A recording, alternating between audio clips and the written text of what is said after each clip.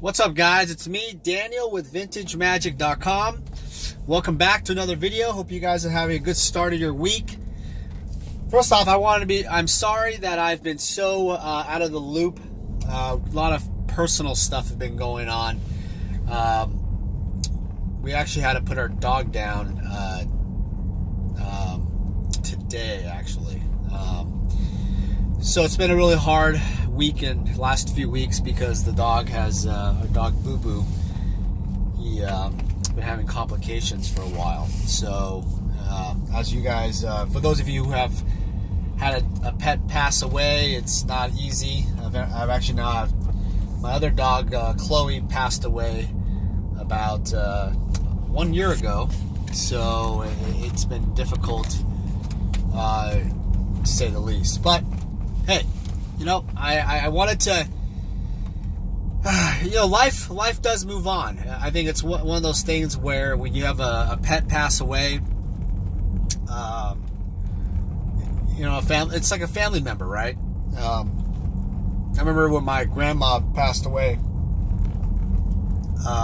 it was really hard because, the first time experiencing someone pass away, she was already kind of at that coma state, but old age, but to kind of see it in person, that's always makes you realize how short and precious life is, and how special the memories that you have with your loved one, and also your family and friends, and how it is. So I thought I'd do this video today just to kind of, it made me really think about something very important. I think that hits home to a lot of you guys is, have you guys ever thought about what will happen years down the road when you get older, you have all these magic cards and these collectibles, what you're going to do with them?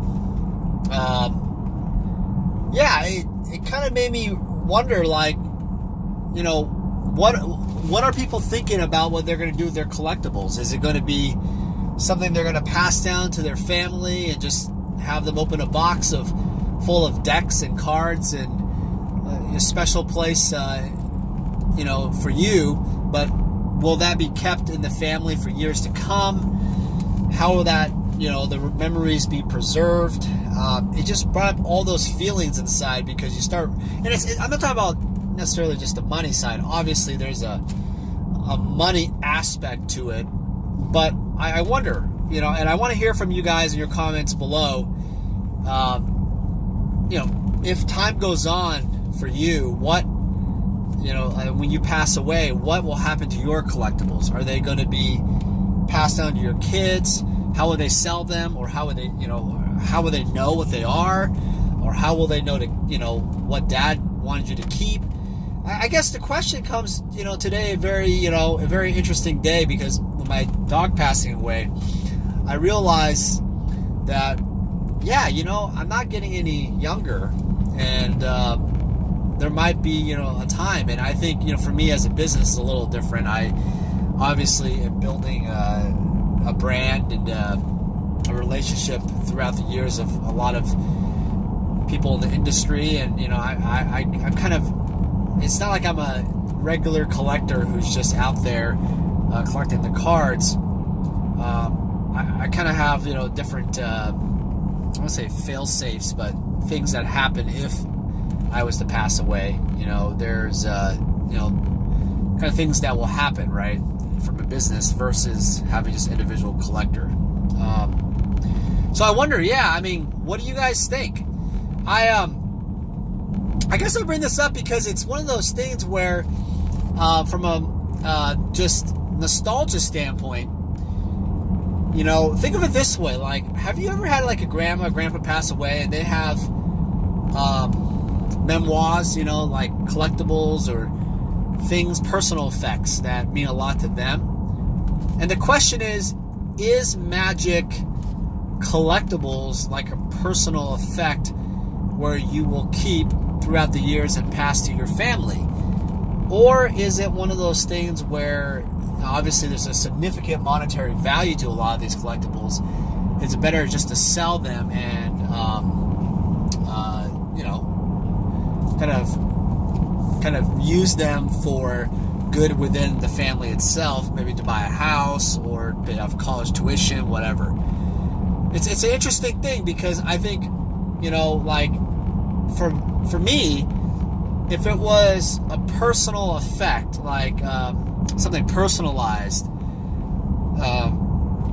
and especially if my grandparents or something, or my mom ever said, hey, I want you to keep this within the family, I wouldn't sell it. I mean, there's no reason to.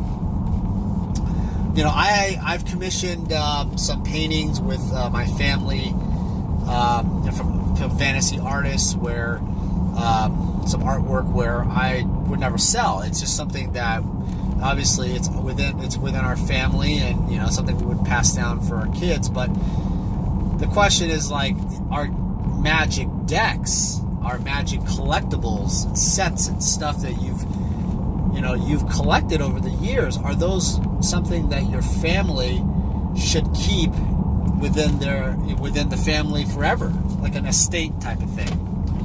Interesting. I don't know. I mean, you never think about this stuff until it's already over, right? I mean, it's already too late. And never do you ever want death to be sudden, but there's two kinds of things. I mean, it's either going to be a very sudden passing away, or it's going to be a gradual, right, over time.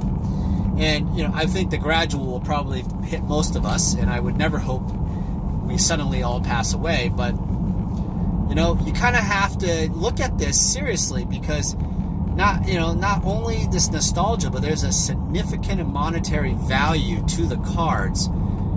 It could really change and better a life for some of your family in the future if they decide to sell or whatnot. Is it a conversation that you've had with your family, your kids, or your wife and your husband? I mean, have you ever thought about that before? I don't know. Is it awkward to talk about those things?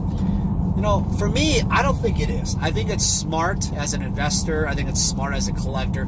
I think it's very smart to talk to your family members about your passion for collecting and investing. And I think it's kind of wrong to leave a big mess, a big burden on your family at any level. This isn't just about magic or personal life. If you don't have information to help them, to kind of help them move on, it just produces more stress and more challenge. I don't think that's a wise thing to do. I think one of the things that I've seen done are, a lot of collectors are coming to me now and asking for appraisals and kind of evaluation on their collection. And it is a service that we provide on the vintagemagic.com website. I've done several appraisals, large and small, and I think they work really well in the sense that it gives people a peace of mind of valuations at that current point. I think it's smart to do that. If you don't do an appraisal, and if you don't get any kind of official valuation, you really never know what you have. And I think it's when it comes, and what helps with that is that if something does happen, at least you'll have like kind of a timestamp of time where, hey, at this point I did this appraisal. At this point, this collection was worth this, some estimated value. Your family can at least get an idea of what to start at versus just shooting in the dark. I don't know. I mean, I don't know. Have you guys thought about that kind of thing? I don't know. I wonder, like, do these players and collectors and people, do they think about this stuff before it's just they don't is it voodoo like to feel like it's kind of death could happen? I mean, death is a part of life. It's just the way it is. And when you're dealing with collectibles and high-end collectibles, in the case of vintage old cards, look at the stuff that we own as just old school decks even. I mean, they're literally, some of them are the cost of cars and houses. I mean, it's unreal, right? It's unfathomable to think that, but it's true. And that itself is, we can, if you consider this type of cards like retirement stuff, especially like original artwork for Magic. I mean, this stuff could be retirement, for your family, especially if they kept it over the years. You never know, right? So, I want to bring this topic because I felt like it was worth talking about. I thought it was worth talking and discussing and hearing your guys' thoughts, because today, my dog Boo Boo, he was 17 years old, and he's like a kid to me, like a part of the family. And you start realizing, hey, do I have my investments and my future planned out for my family? And I think that's a fiscally responsible thing to do. I think it's a wise move, because a lot of, it's hard, because, if you're buying a lot of these collectibles and stuff, you wonder if your family's going to even care, or are they just going to sell them? And really, you have no choice, right? They're going to do whatever they want to do. But at the same time, you can still make steps to preserve a legacy, preserve a hobby of interest throughout the years. I think one of those steps is playing Magic or sharing Magic with your family, and not hiding it from them. I find including your family and being transparent about what you're doing, you're not forcing down their throats. You're basically starting this thought process of, hey, this is grandpa's or dad's, or this is my husband's. This is something I enjoy, right? This is a hobby of mine, and same thing with the ladies out there. I mean, if you have decks out there and collectibles and stuff, and you don't share this with your loved ones, they're just going to think, like, what the hell is this stuff? Black Lotus? I mean, what is this thing? Like a flower that just does something? 3 mana? They have no idea, right? So I think it's important to educate them on a high level, at least somewhat, of what you're trying to do. I think at least that, and maybe if one of your wishes is that, say, hey, look, some of these collectibles were something I played with as a young kid, or I played with down, years and years, or I collected, and I hope that this can be passed down to my family throughout the years. I definitely, for one, will be doing something like that in the future. Like I'm already doing, I have certain things that I've done, but I think that's one of the key things that I'm going to do as I get older, especially, is get my family more involved in the business. At least make them more aware of, things that, maybe I get lucky enough to be a grandpa, show the grandkids and the kids, how the business was run, how these cards interact.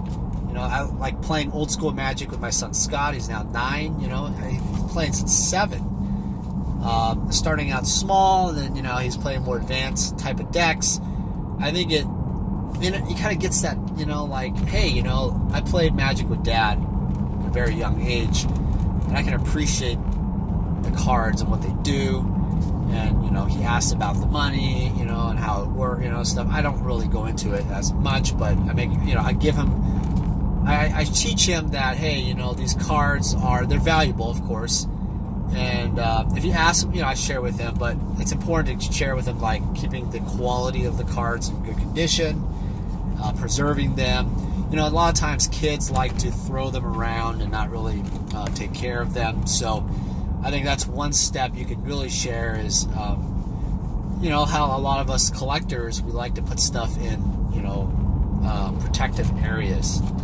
I find that's one of the best first starts is that even if they don't want to get involved in Magic in any fashion, at least you're showing them preservation first versus, playing. I mean, they may not want to play at all, which is totally fine. That's up to them. So, all right, guys. Hey, leave your comments below. Again, I'm sorry for the lack of videos in the last few weeks. It's been really stressful with the family. Obviously, with our dog passing away, it's been going on for the last few weeks. Boo Boo is now in heaven with Chloe. They were best friends, and Chloe was about 16 when she passed away. Boo Boo is 17, and it's crazy to think. I've known that dog since I was 20 years old. Yeah, 20 years old. It's insane. I remember getting him at the pet store in Oregon, and he was just a small little guy. He was always, I called him Boo Boo, by the way, because he always cried. He always cried about little things, and had a little cute little Boo Boo face, So, yeah. Yeah, I wish I could take back time and spend more time with Boo Boo. But thanks for watching, guys. We'll see you guys later.